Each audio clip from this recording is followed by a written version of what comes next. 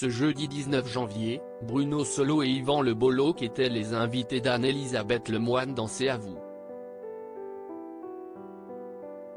Ils sont revenus sur le prime événement de Caméra Café mardi 24 janvier sur M6, et se sont confiés sur le tournage du film. En seulement 3 années de diffusion, Caméra Café a réussi à s'imposer comme une série culte. Entre 2001 et 2004, la série qui ne compte pas moins de 570 épisodes de 3 minutes, a séduit des millions de téléspectateurs sur M6.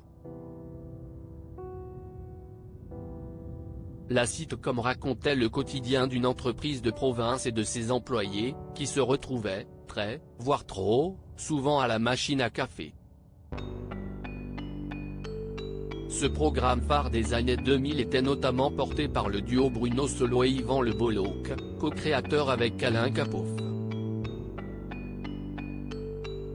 Cependant, Caméra Café s'est arrêté en 2004, donnant ensuite lieu à un film et un spin-off, Caméra Café 2, La boîte d'en dessous, qui a été annulé rapidement faute d'audience. Le retour de Caméra Café avec un film inédit 2 décennies plus tard, Caméra Café est de retour. En effet, M6 a souhaité fêter l'anniversaire de la série en proposant un unitaire inédit, tourné au premier trimestre 2022 à Bruxelles, et dont on vous dévoile les coulisses. À l'occasion de la diffusion de ce film le mardi 24 janvier prochain, Bruno Solo et Yvan Le Bolloc étaient les invités d'Anne-Elisabeth Lemoine dans l'émission C'est à vous sur France 5. Ils sont revenus sur l'histoire de la série et ont évoqué ce nouveau tournage bouleversant. Retrouver les décors de Caméra Café si longtemps après, c'était aussi vertigineux qu'émouvant ? Leur a demandé la présentatrice. C'était chouette, a tout de suite répondu Yvan Le Bolloc. Son acolyte a ensuite continué, on a eu le temps de se préparer, mais c'est vrai, que c'était assez bouleversant quand on a vu arriver l'équipe en Belgique. Et quand on a vu arriver Alexandre Pell, Armelle, Jeanne Savary, Valérie de Cobert, Alain Bouzigues, et tous, les uns après les autres, quand ils sont arrivés dans ce décor qu'ils redécouvraient, il y a eu un moment vraiment assez poignant, a-t-il expliqué avec encore une pointe d'émotion. Ils avaient les larmes aux yeux. Bruno Solo s'est ensuite rappelé l'émotion de ses camarades de jeu après le tournage du premier sketch du film.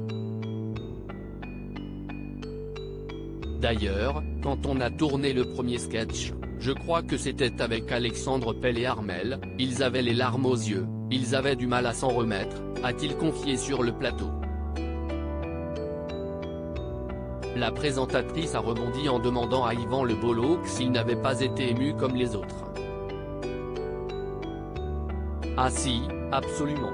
J'étais super ému, bien sûr, a-t-il avoué. C'est quand même un programme qui nous a apporté gloire, sérénité, un peu d'oseille, il faut le dire, et aussi le confort.